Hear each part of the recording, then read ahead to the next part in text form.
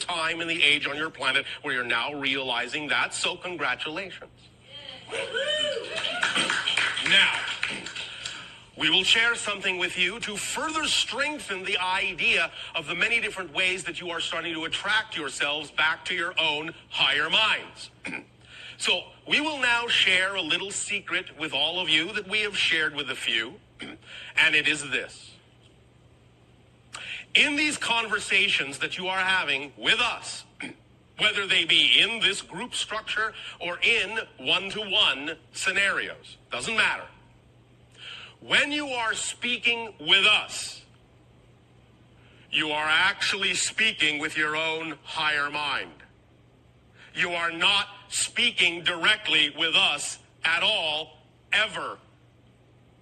What we have done to aid and assist you by your invitation is we have wrapped the flavor of our personality like a shell around the core of your own higher self. And in every conversation we have with you, what we are doing thus then is giving you an excuse to talk to your own higher mind by tricking you into thinking you're talking to something else. Because that something else was one step removed from your own higher mind.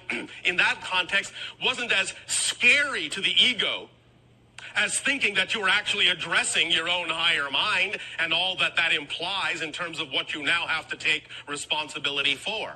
Therefore, the idea is that if you could find some vibration, some representation of a being that at least would represent that level, but was still one step removed, then it wouldn't be quite as scary and you could deal with it at your own pace in a comfortable way. Well, the idea here is that, yes, while obviously we are involved, the actual communication you are having with us is actually the communication with your own higher minds, but wrapped in our vibrational flavor in order to allow you to use us as a permission slip to give yourselves permission to actually communicate with your own higher minds in a relaxed way and get your assumptions and your beliefs and your definitions and your ego structure out of the way so that you will allow yourself that communication. So congratulations on being so clever as to invite us to help you to trick yourselves into speaking to your higher minds.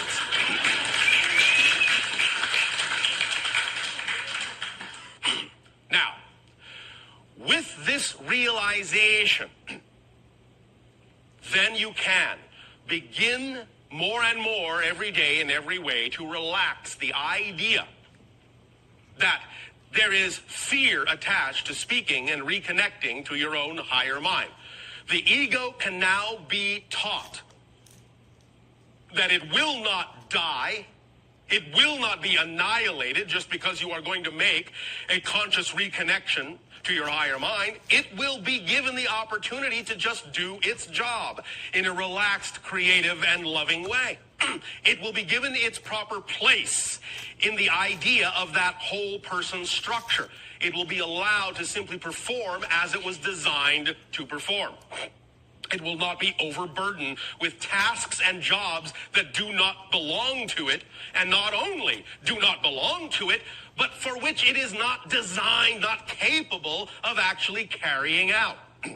As we have said previously in other transmissions, physical personality is not designed, is not capable, literally not designed to know how something is going to happen. It's not designed to read the giant template where the higher mind resides. It is only designed to know how something is happening or has happened in physical reality.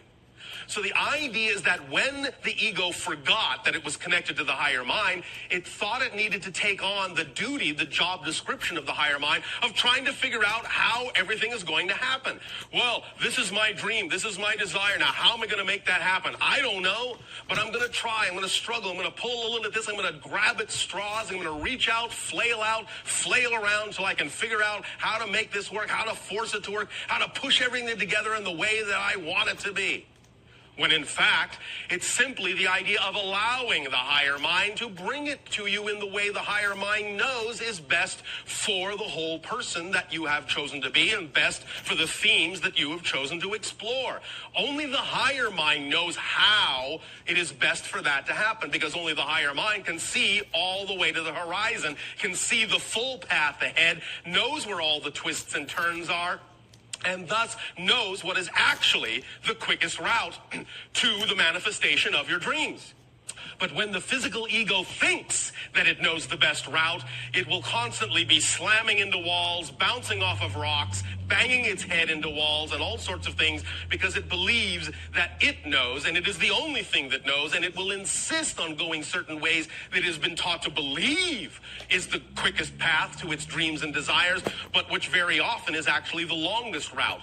So instead of going around these things, around the things that it defines as obstacles, it will stand in front of them and constantly bash itself against these obstacles instead of listening to the higher mind that tells it that even though it may seem to take a little longer to go around, it's actually the quickest route, because by going around, you will go that much more quickly than the time it will take for you to stand there and smash your head against the wall until you finally figure out you're not going to go through it.